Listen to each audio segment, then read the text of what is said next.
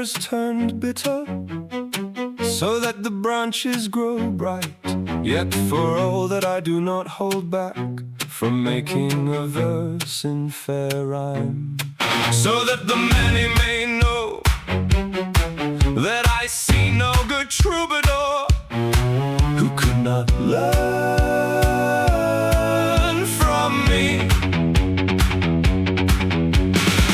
And since each one abandons verse for song, I do not lament the harm that strikes upon the flank of ingenuity and art and skill. But one wants one to sing of love, another wants words of folly, another light verses for understanding. So that fair precious matter is lost for the lame and the halt and the scoundrel who stays under the bench, who after the others he scrapes together verses, find themselves singers too. And the bass listeners praise what one should despise.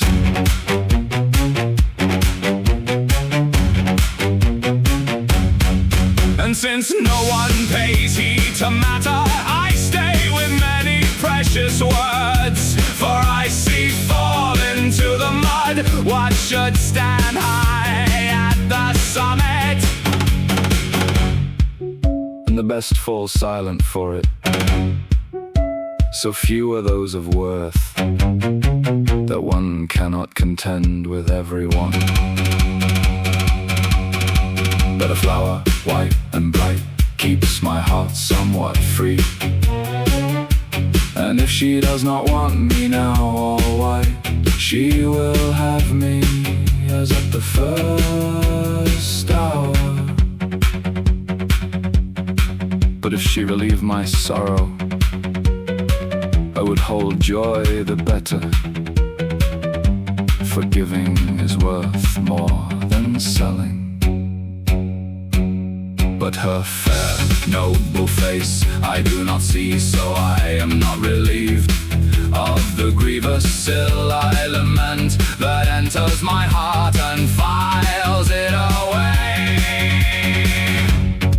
In the manner of a true lover, I desire that for which I often weep, for I cannot be seized by anything else. And yet, if she does not protect me, I must not think of other things, nor was, nor is, nor ever has there been another for whom my heart should cool, that I should ever turn it elsewhere. For like a good gamester,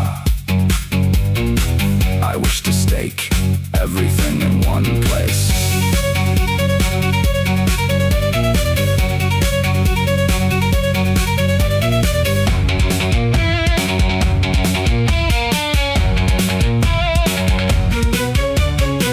Of the good king I make my praise of Aragon, for with honor he knows how to spend all